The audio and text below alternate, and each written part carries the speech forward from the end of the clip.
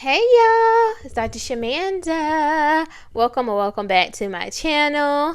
If you are new here, I am a licensed mental health and addictions therapist based out of North Carolina, and I specialize in financial therapy, which is all about helping you heal and understand your relationship with money. But on this channel, I share my own journey towards building wealth, saving, investing, paying off debt, all that good stuff. All right, guys, welcome back. You probably saw me in a clip before this in my car. I filmed this video in the car already, y'all, but my phone went hot and listen. So I was like, nope, I'm going to film this video. I'm going to get it out. So here we go. I'm doing it again, but in my office over here. And normally, y'all, my blinds are closed, so y'all get to see a different scenery, I guess. But anyway, let's talk about it. So I just got back from the Dollar Tree, and I got 2 notebooks. These are what I use to write notes as I'm doing my sessions. Just taking notes and things to explore with my clients, just thoughts and whatever, right, that come up. And if you see the title of this video, I'm talking about minimalism and how it's a cheat code to building wealth.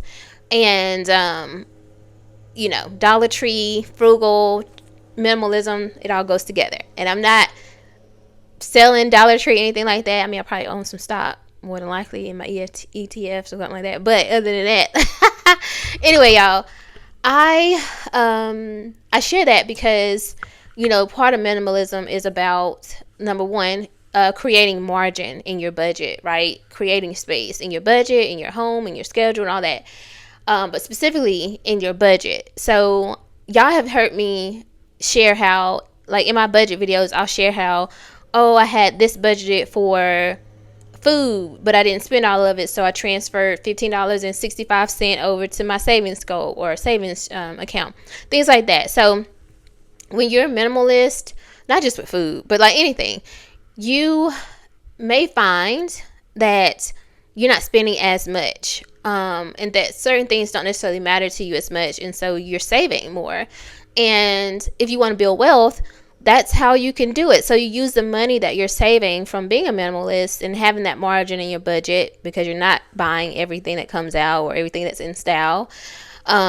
You actually can reach your goals. You can hit your savings goals and your investing goals and your debt payoff goals.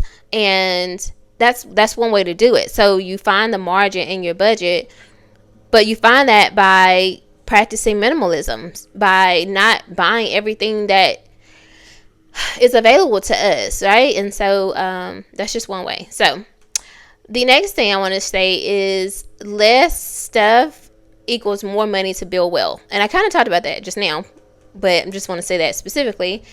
Like if you ask yourself, like, what if I invested this money instead? I want you to really think about that. If you, throughout the week, throughout the month, throughout the year, you constantly ask yourself, what if I invested this money instead? So that's like if you go into the shoe store and maybe you do need some shoes, but you're like, okay, I need to get these black shoes for work or whatever, because it's like a neutral color or something. And then you see like 3 or 4 other pairs of shoes that are like, oh my gosh, like those are so cute, I really want these. Keep in mind, I said want. I didn't say you need those. You need that one pair, but the other 3 pairs, you want them. I want you to ask yourself, and this could be with shoes, clothes, makeup, hair, anything, right? Even restaurants. Let's be for real. What if you said, or you ask yourself, what if I invested this money instead? So I got what I need, but the stuff that I want, what if I invested this instead? Invested it in your IRA, right? Invested it in your retirement accounts. Invested it in towards paying off a debt. Invested it in towards your emergency fund or emergency savings account. What if I invested this money instead? And so that's where minimalism comes in and allows you to, reach your financial goals. Number 3 is that minimalism reduces lifestyle inflation. I think about this a lot now, which I shared this in my last video, where I'm like, I don't really know what I'm going to do at my house in a couple years, like once I hit 40 and I'm like done with everything, literally, because I'm about done with everything. what do I want? Like, do I want to upgrade my house? Do I want, like, move into a bigger house? Do I want to sell this and, like, downsize? Because technically I have an 18 and 19-year-old. Like, in a few years they should be moving out on their own. You know what I mean? Like, but what does life look like? Do I really need a bigger house? Or could I get like a nice little luxury condo or apartment or something downtown in the city?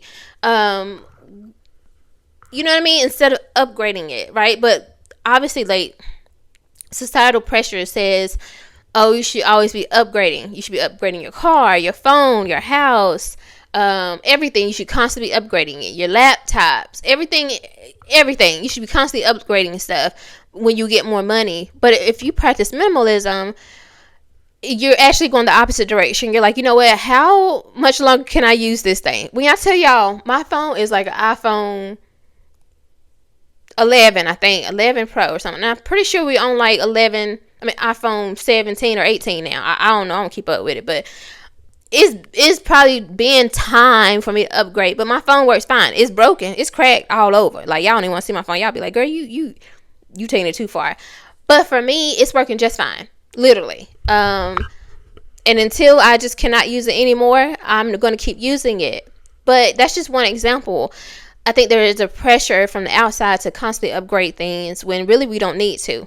And for me, I'm asking myself, what if I invested this money instead? So for me, I pay cash for all my phones. I don't lease my phones or rent them, whatever you call it. I don't do that. And I'm not speaking bad on anybody who does that. It's just something I choose not to do because I'm just like, I'm not making payments on my phone. Like, I can't do that. Like, even with my phone service is through Mint Mobile.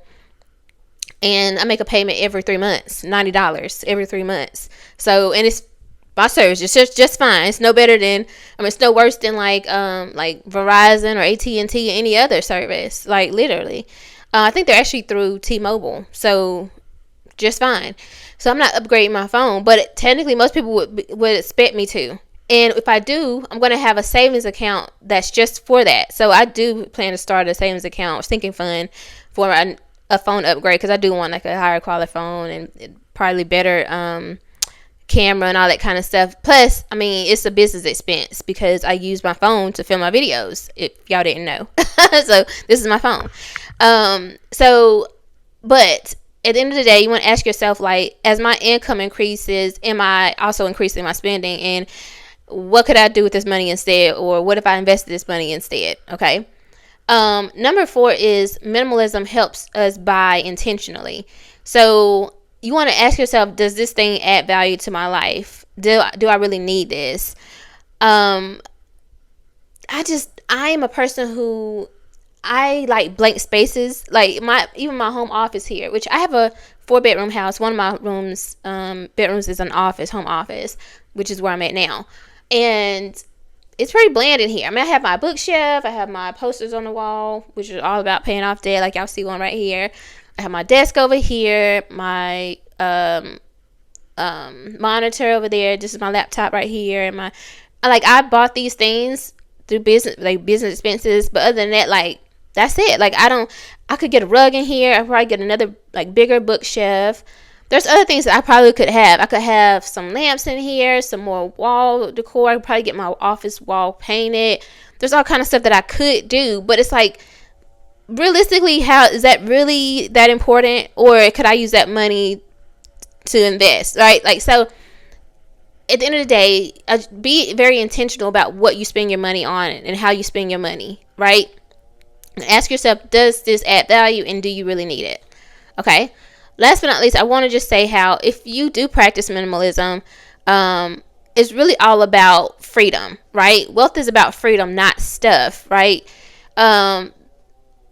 We want to be able to use our money to live a fuller life. And what is a fuller life? Maybe it is things. Maybe it is just having more things, a bigger house, a bigger car, whatever. But that's okay. Guess what? At the end of the day, if you practice minimalism, even for a short period of time or a short season of your life, you could build up the principle or the investments that will cover the things that you want, right? Not that you need, but that you actually want. You just want them.